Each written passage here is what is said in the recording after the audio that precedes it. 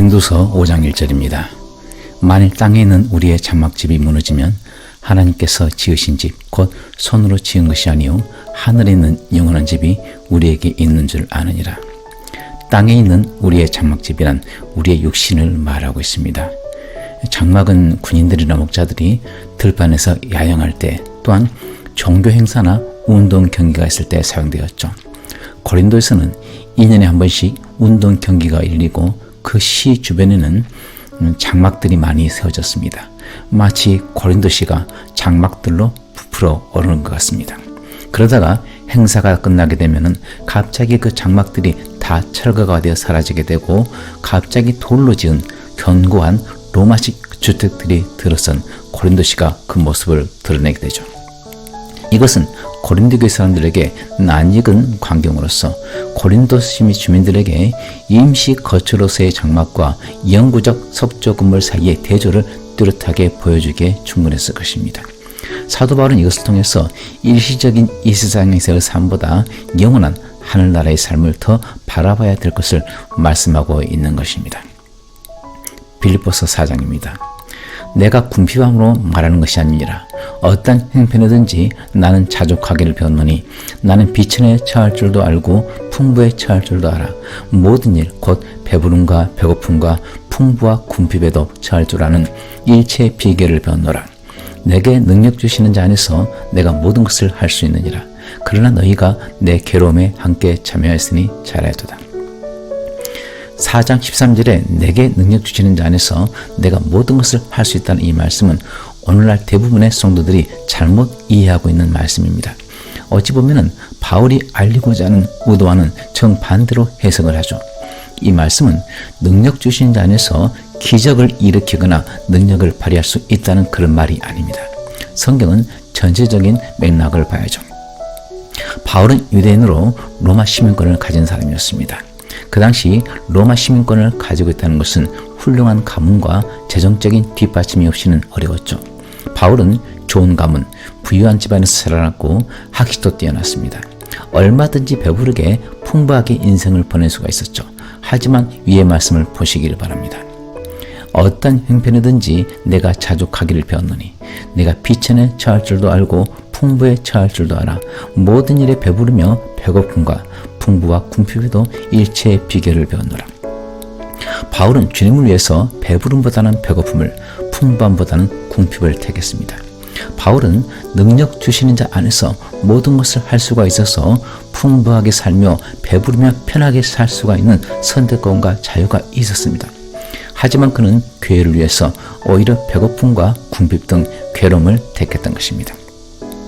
바울이 능력 주신 자 안에서 모든 것을 할 수 있다는 것은 자신은 배부름도 배고픔도 궁핍에도 처할 수가 있는 일체의 비결을 배웠다는 것입니다. 가난을 벗어나거나 질병을 이기거나 부자가 된다는 그런 기복적인 신앙이 아닙니다. 어떤 특별한 기적을 행한다는 그런 말씀도 아닙니다. 그는 세상에서의 복을 택하지 않고 괴로움을 택했습니다. 그것을 다음 말씀이 명백하게 증명하고 있습니다. 그러나 너희가 내 괴로움에 함께 참여하였으니 잘하였도다. 14절을 보게 되면 바울의 마음을 정확히 알 수가 있죠. 바울 자신이 괴로움을 택한 것처럼 빌립보 성도들도 괴로움을 택했기 때문에 잘했다고 칭찬하는 것입니다. 바울은 잠시 머물 장막, 마치 운동 경기가 끝나면 바로 철거되어서 없어질 이 땅에서의 삶을 바라보지 않았습니다.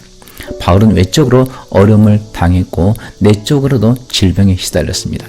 바울은 셋째 하늘에 이끌려가서 놀라운 환상을, 말로 할 수 없는 낙원을 보고 왔죠. 그 후 하나님께서는 그로 하여금 교만해지지 말라고 육체의 가시를 주셨습니다. 얼마나 괴로운지 이 가시를 제거해달라고 3번이나 간구했습니다. 그때 하나님께서 이렇게 응답했습니다. 고린도서 12장입니다. 나에게 이르시기를 내 은혜가 내게 족하도다. 이는 내 능력이 약한 데서 온전하의 짐이라 하신지라. 그러므로 도리어 크게 기뻐함으로 나의 여러 약한 것들에 대해서 자랑하리니 이는 그리스도의 능력이 내게 머물게 하려 함이라. 주님은 현재 바울에게 있는 그 은혜가, 그 환경이, 그 질병이 바울에게 족하다라고 말씀하십니다. 우리에게는 지금 어떤 가시가 있습니까? 온갖 질병으로 나를 찌르는 질병의 가시, 가난해서 생활에 고통을 주는 궁핍의 가시, 자식의 속을 썩여서 나를 찌르는 자식 가시. 남편이라고 하는 정말이지 남의 편만을 들고 내 편은 하나도 들지 않는, 보이지 않으면 편하고 보이면 귀찮기만 하고 그렇다고 버릴 수도 없는 남편 가시. 교회에는 가시가 없습니까? 이 형제만 없다면은, 이 자매만 없다면 난 정말이지 교회 생활 편하게 할 수 있을 것인데 라고 하는 형제와 자매 가시. 바울처럼 괴로워서 떠나가게 해달라고 기도한 적 없습니까? 아마도 있었을 것입니다. 하지만 지금까지도 주님은 그 기도에 응답하지 않으시고 제거하지 않으실 것입니다. 하나님은 이렇게 말씀하시죠. 애야, 내 은혜가 내게 족하단다. 너는 가시를 제거해 달라고 하지만 그것은 내가 교만해지지 말라고 선물로 준 것이란다. 내게 그 가시가 없다면 너는 교만해져서 쓰임받을 수가 없단다. 주님은 우리의 기도를 들어주시지만 때로는 우리를 위해서 응답하지 않는 걸로 응답하시기도 합니다. 우리에게 있는 가시들은 때로는 작게, 때로는 상당히 깊숙이 우리를 찔러서 살수만까지 끊어지게 고통을 줄 수도 있습니다. 눈물의 날을 보낼 수도 있죠. 하지만 가시가 찌를 때 이 땅에서의 소망이 사라집니다. 가시가 없으면 이 땅에서 삶의 즐겁과 행복에서 영원한 하나님 나라를 잊어버리기가 쉽지만은, 가시로 인해서 눈을 하늘에 두고 주님 다시 오실 것을 더욱 고대하고 기다리게 되는 것입니다. 그저 잠깐이면은 무너지게 될 장막을 입고 사는 그리스도인들에게 영원한 하늘집을 보여주고 그 집을 향해 전진케 하시려는 하나님의 선한 인도하심이 바로 이 가시인 것입니다. 마태복음 15장입니다. 떡 7개와 그 생선을 가지사 축사하시고 떼어 제자들에게 주시니 제자들이 무리에게 주매 다 배불리 먹고 남은 조각을 7 광줄에 차게 거두었으며 먹은 자는 여자와 어린이 외에 4,000명이었더라. 주님이 떡 7개와 생선 2마리로 4,000명을 먹이기 위해서 먼저 거쳐야 될 과정이 있습니다. 떡이 주님의 손에 들려 있어야 되고 떡은 반드시 떼어져야만 했습니다. 만일 주님의 손에서 떡이 떼어지지 않았다면, 부서지지 않았다면 이 기적은 일어날 수가 없는 것입니다. 우리는 기적을 바라고 우리가 하나님께 쓰임받기를 원합니다. 하지만 우리 자신이 하나님 손에서 먼저 부서지기를 원하는 사람은 별로 없습니다. 이것은 마치 주님, 당신에게 내 자신을 드릴지라도 저를 깨뜨리지는 말아 주십시오라고 말하는 것과 똑같습니다. 주님, 제 자신을 주님께 드립니다. 저를 사용하소서. 하지만 주님, 저를 깨뜨리지는 말아 주십시오. 저의 건강, 저의 재산, 저의 자녀, 저의 모든 것은 하나도 건드리지 마시고 저를 사용해 주십시오. 이런 사람은 주님이 쓸 수가 없는 사람입니다. 이런 사람에게 지금 필요한 것은 기적이나 외적인 능력이 아니고 바울에게 주신 것과 같은 그런 가시인 것입니다. 주님은 가시로 그를 깨뜨리십니다. 우리의 삶 가운데 허락된 온갖 가시들은 우리를 사용하시기 위해서 하나님의 허락하신 가장 최선의 가장 유익한 가시들입니다. 어떤 가시가 여러분을 찌르고 있습니까? 또 그 찌름에 대해서 얼마나 많이 아파하고 고통 가운데서 제거해 달라고 간구합니까?